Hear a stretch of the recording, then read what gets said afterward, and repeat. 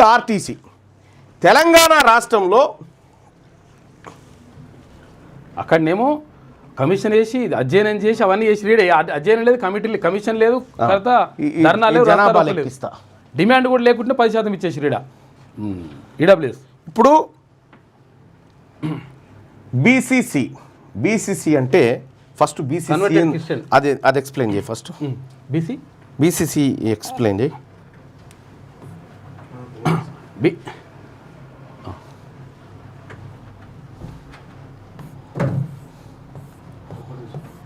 BCC అంటే ఇది converted Christian. ఇది కొత్త తీసుకుంటావా?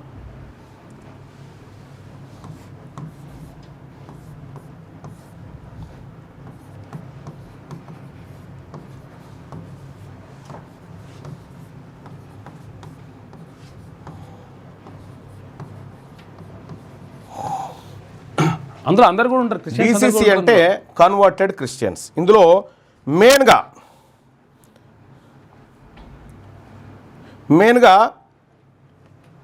ఉండదు. మళ్ళీ అందులో కాదు ఎస్సీలలో ఉండి షెడ్యూల్ క్యాస్ట్లో ఉండి మతం మారితే షెడ్యూల్ క్యాస్ట్లో ఉండి మతం మార్చుకొని వాళ్ళ ఎస్సీ రిజర్వేషన్ కోల్పోయి క్రైస్తవంలోకి చేరిన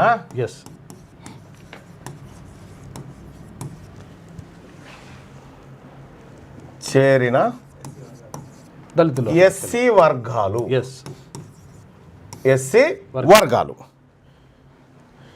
వీళ్ళు అయితే వీళ్ళని బీసీలలో తీసుకొచ్చి వీళ్ళకి ఏం చేసిరంటే 1% రిజర్వేషన్ అని ఇచ్చారు.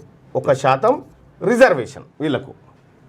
ఇక్కడ ఇదే బీసీలలో ఉన్నటువంటి అత్యధిక జనాభా ఉన్న బీసీకి 10% వర్గాలు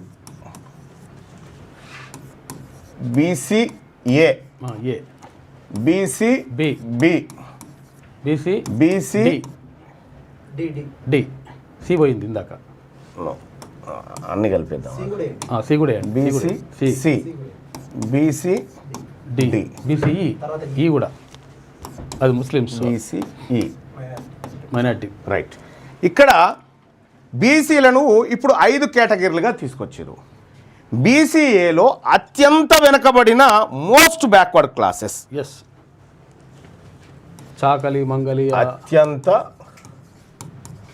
వెనుకబడిన కుల వృత్తుల వాళ్ళు, బాలసంతుల వాళ్ళు, సంచార జాతులు, దాదాపు 33 భిక్షాటన చేసే కులాలు ఉన్నాయి. సంచార జాతులు ఉన్నాయి. ఇక బీసీబీలో ఇతర వెనుకబడిన తరగతులు. ఇందులో గౌడ్లు, కుమ్మరులు, తర్వాత వీళ్ళు పద్మశాలీలు, తర్వాత విశ్వకర్మలు, తర్వాత ఇందులోకి వస్తారు. బీసీసీ కూడా అందులోకి వస్తారు. బీసీబీలోకి ఎస్సీ నుంచి బీసీలోకి వచ్చిన వారు. ఆ తర్వాత బీసీడీ, ఇందులో యాదవులు, మున్నూరు కాపులు, ముదిరాజులు, ఇతర వెనుకబడిన. ఇందులో యాదవులు, ముదిరాజులు, మున్నూరు కాపులు, తర్వాత ఇతర వెనుకబడిన కులాలు. ఇక్కడ బీసీఈ అంటే సామాజికంగా, ఆర్థికంగా వెనకబడిన ముస్లింలు.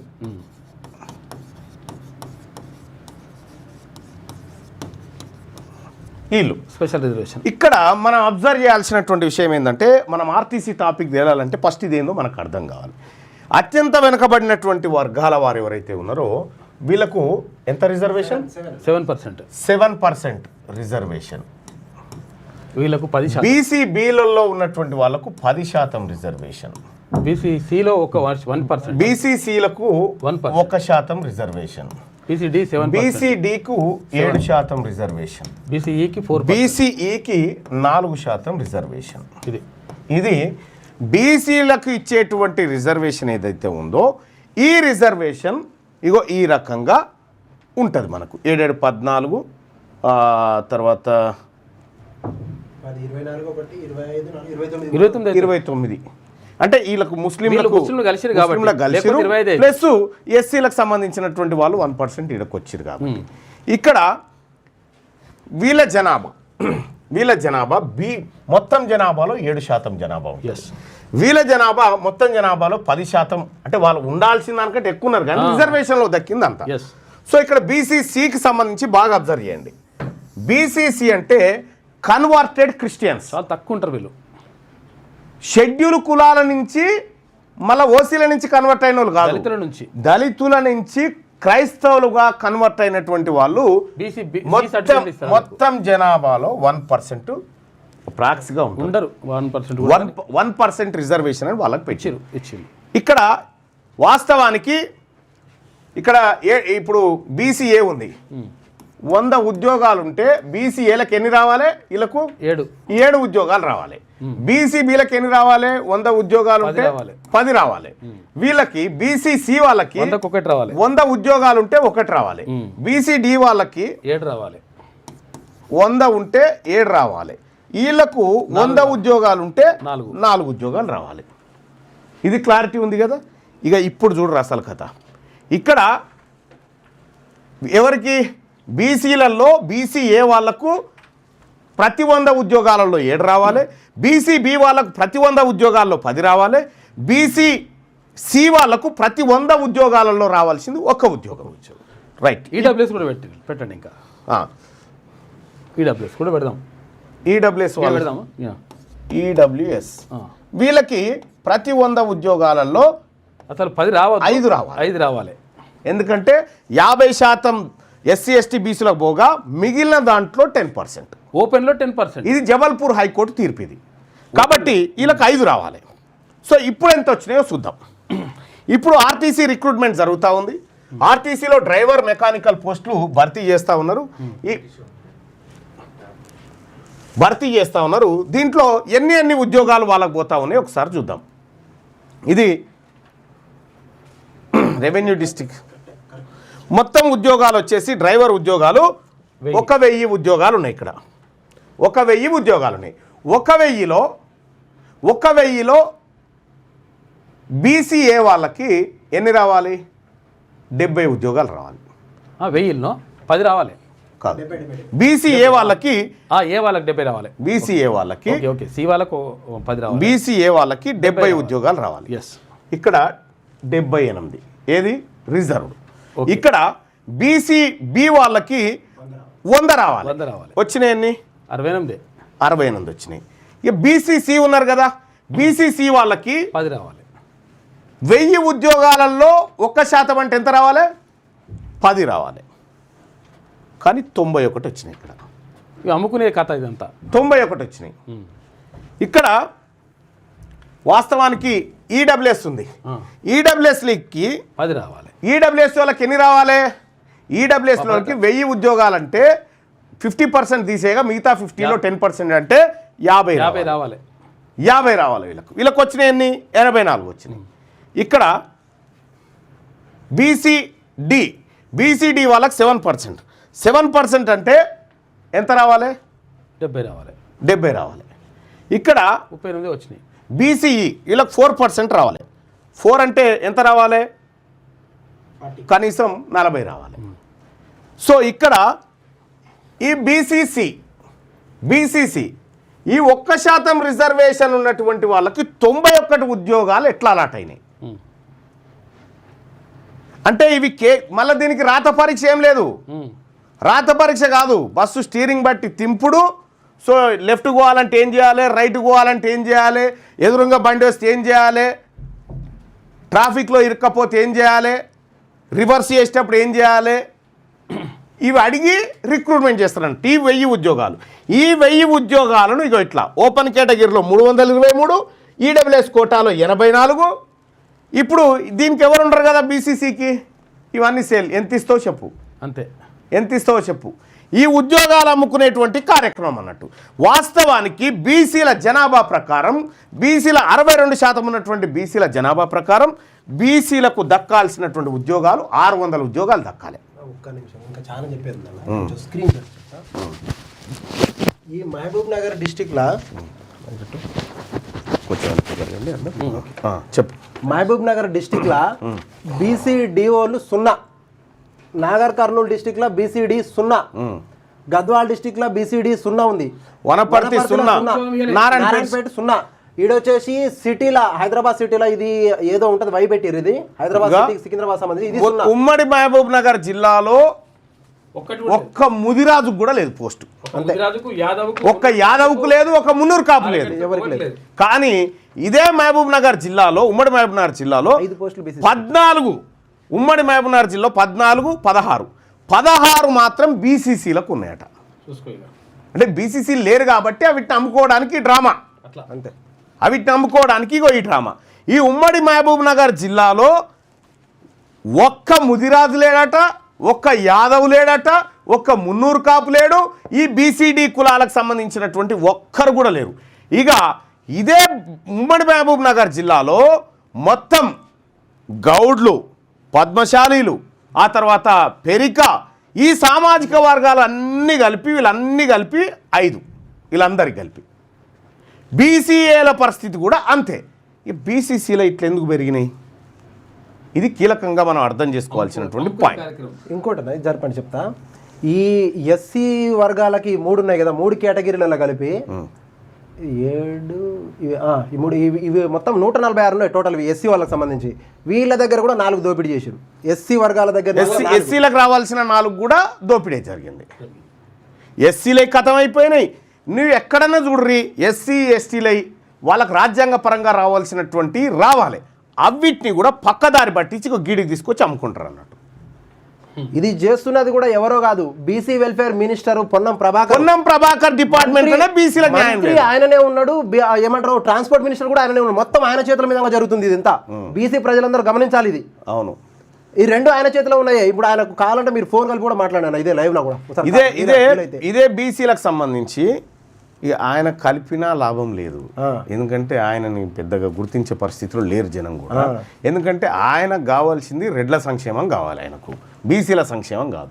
ఇక్కడ బీసీలకు జరిగినటువంటి అన్యాయం మళ్ళా రెడ్డి శాఖలో కాదు, బీసీ ఆయన మంత్రిగా ఉన్న శాఖలో జరిగినటువంటి అన్యాయం ఇది. మీరు గతంలో చూస్తే నేను కొన్ని వందల సంఖ్యలో చూపిస్తా.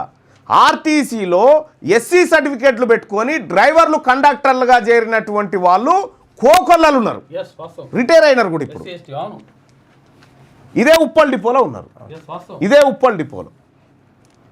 ఆయన పేరేమో భూపాల్ రెడ్డి, ఆయనకి ఎస్సీ కోటా కింద డ్రైవర్ ఉద్యోగం. ఇట్లా ఈ ఆర్టీసీలో ఉన్నటువంటి ఉద్యోగాలన్నింటినీ ఇప్పుడు కొల్లగొట్టే ప్రయత్నంలో ఉన్నారు. ఇప్పుడు ఆర్టీసీ ఉద్యోగాలు దాని ధర ఎంతనన్నా చెప్పురు, పోనీ ఇంత ధర కమ్ముతున్నాం ఒకటని చెప్తే గట్లనన్నా కొనుక్కుంటారుగా, డైరెక్ట్ ధర ఎంతనో చెప్పండి. ఇట్లా ఈ ప్రకారంగా మోసం జరుగుతూ ఉంటే ఈ మోసం చేసేటి అన్నీ అగ్రవర్ణాలే.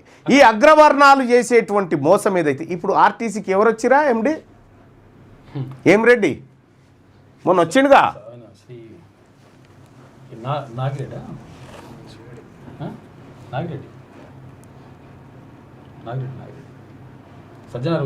సజ్జనార్ పోగానే ఇప్పుడు రెడ్డి వచ్చిండు, రెడ్డిని తీసుకొచ్చి పెట్టిరు నాగిరెడ్డి, నాగిరెడ్డిని తెచ్చిరు. ఇక నాగిరెడ్డి ఈ దుకాణం కొలాయించిండు. ఇక నాగిరెడ్డి కొలాయించిన దుకాణం ఇది. అక్కడ న్యాయస్థానాలల్లో, ఇక్కడ ఆర్టీసీ కాడ. ఇప్పుడు ఇంకో ఆయన టీజీపీఎస్సీలో ఇంకొక రెడ్డి జరిగిండు. మళ్ళా ఇంత లొల్లి నడుస్తున్నాక మళ్ళీ రెడ్డి జరి 25,000 ఉద్యోగాలు త్వరలో వేయబోతా ఉన్నాం, తయారుండ్రా, ఈడబ్ల్యూఎస్ కోటా వల్లరా ఎత్తుకపోతాను తయారుండ్రు అని చెప్తా ఉన్నారు. నేను చెప్తా ఉన్నా, మిస్టర్ రేవంత్ రెడ్డి ముఖ్యమంత్రి గారు, మీరు ఈ తమాషాలు చేస్తే మిమ్మల్ని రోడ్ల మీద జనం పరిగెత్తించి కొడతారు. మా కళ్ళ ముంగట మా వాళ్ళకు అన్యాయం చేసుకుంటా, మా ఉద్యోగాలు దొంగతనంగా దోపిడీ చేసుకుంటా, ఇలా కోర్టులలో గదానా ఈడబ్ల్యూఎస్ కోటా 10% ఉంటే 52% తీసుకుంటారా కోర్టులలో? 50%. ఇక్కడ వాస్తవానికి ఈడబ్ల్యూఎస్ కోటాలో వీళ్ళు 84 తీసుకున్నారు. వీళ్ళకి ఎంత రావాలి ఎరికేనా? ఎస్సీ ఎస్టీ బీసీలకు 50 పోగా మిగిలిన 50 అంటే ఎన్ని? 500 ఉద్యోగాల్లో 10% అంటే ఎన్ని రావాలి? 50 రావాలి. ఇది జబల్పూర్ హైకోర్టు ఉత్తర్వు. ఇది ఓపెన్లో 10% మొత్తం ఇందులో 1000 ఉద్యోగాల్లో 10 తీసుకుంటారు. 10 కాదు, జనరల్ స్థానంలో మిగిలిన 50% నుంచి 10 రావాలంటే వీళ్ళకి 50 రావాలి. 34 ఎత్తుకపోయారు చూడు, అత్యధికంగా 34 అధికంగా ఎత్తుకపోయారు. కాబట్టి ఈ రెడ్ల ప్రభుత్వం, ఈ అగ్రవర్ణాల ప్రభుత్వం కూలితే తప్ప, ఈ అగ్రవర్ణ ప్రభుత్వం కాలిపోతే తప్ప, ఈ అగ్రవర్ణ ప్రభుత్వానికి పుట్టగతులు లేకుండా పోతే తప్ప బీసీలకు న్యాయం జరగదు. అందుకోసమే తెలంగాణ రాష్ట్రంలో తెలంగాణ రాజ్యాధికార పార్టీ బీసీల సంక్షేమాన్ని కాంక్షిస్తూ ఈ భూమిపైన పుట్టింది. 3 ఏళ్లలో వీళ్ళు చేసిన అరాచకానికి గోరి కట్టడమే ఆ పార్టీ లక్ష్యం. మిత్రులారా, తెలంగాణ రాజ్యాధికార పార్టీ రేపొద్దున వీటన్నిటిపైన ఖచ్చితంగా ఎంక్వైరీ చేస్తుంది. ఎవడెవడైతే ఈ ఉద్యోగాలు అమ్ముకుండో, నిన్న ఇది హైకోర్టు ఉందిగా, కోర్టులది, నిన్న నాకు ఫోన్ చేసింది 7 lakhs అడిగిరన్నా నన్ను ఉద్యోగం ఇస్తా అని. నాకు 100 ఫోన్లు. అది ఎవరో కాదు, మళ్ళీ ఒక రెడ్డోళ్ళ పిల్లగాడే వచ్చి చెప్పిండు. పిల్లాడు పిటిషన్ వేస్తే నీది ఉంటారా నాయన? అదేముండదు, అంతా మేము చూసుకుంటాం. దాని మీద ఖచ్చితంగా నేను కోర్టుకు పోతున్నా, హైకోర్టుకు పోతా, సుప్రీంకోర్టు పోతా, దీని మీద కూడా పోతా. ఖచ్చితంగా నేను చెప్తున్నా, బీసీలో ఉన్న డ్రైవర్ ఉద్యోగాలకు అప్లై చేసిన అభ్యర్థులు అందరూ బీసీలో ఉన్నటువంటి మొత్తం దగా జరుగుతుంది ఇక్కడ. నేనైతే ఖచ్చితంగా కోర్టుకు పోతా, తర్వాత నేను నెంబర్ కూడా ఇస్తా. కోర్టుకు పోతే ఎవరు ఉంటారు? ఖచ్చితంగా పోవాల్సిందేనా? ఎవరు ఉంటారని నీకు ఈడ ఉన్నా కానీ సుప్రీంకోర్టుకైనా పోతా. ఈడ తీసేసి కూడా వాళ్ళే ఉన్నారు. ఇక చేసేది ఏం లేదు. ఇక అందుకోసమే రాజ్యాధికారం ఒకటే మార్గం. దీనికి రాజ్యాధికారం ఒకటే మార్గం. తెలంగాణ రాజ్యాధికార పార్టీలో భాగస్వాములు కావాల్సిందిగా ప్రజలందరినీ రిక్వెస్ట్ చేస్తా ఉన్నా. రేపు 15 తారీఖు రోజు మహబూబ్ నగర్కి వస్తా ఉన్నాం.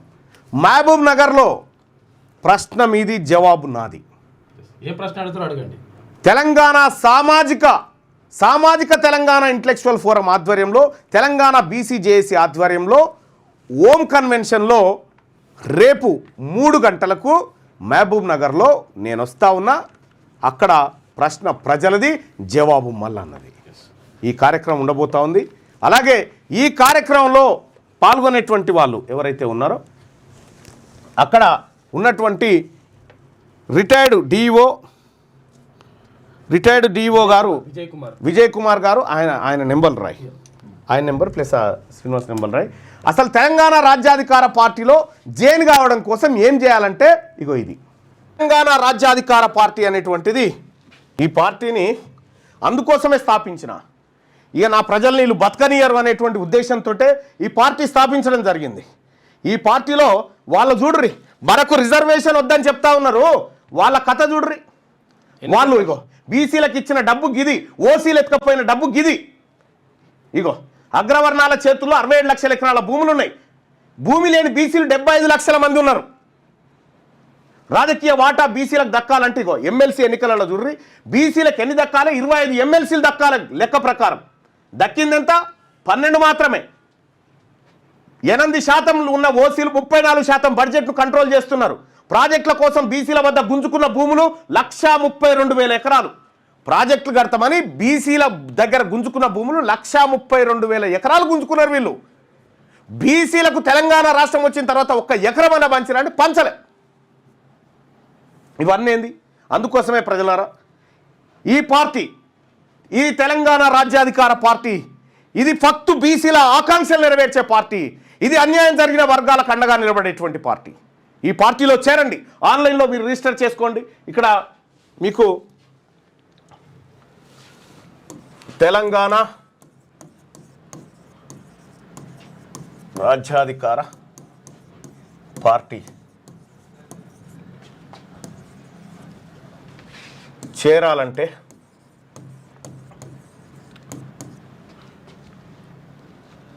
9866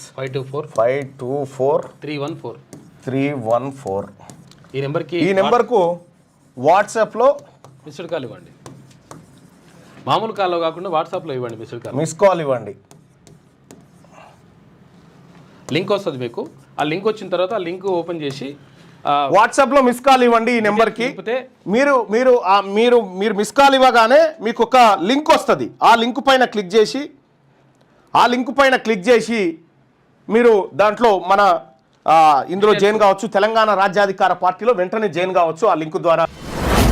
మీ వ్యాపారం అభివృద్ధి కావాలని కోరుకుంటున్నారా? అయితే వెంటనే క్యూనస్ని సంప్రదించండి. Schools, colleges, banks, shops, office promotions, land promotions, political promotions, restaurant promotions, hospital promotions, పుట్టినరోజు వేడుకలు, శుభకార్యాలు, వ్యాపారాలు ఏవైనా, సందర్భం ఏదైనా ఇప్పుడే క్యూన్యూస్ ద్వారా తెలియజేయండి. మీ వ్యాపారాన్ని అభివృద్ధి చేసుకోండి.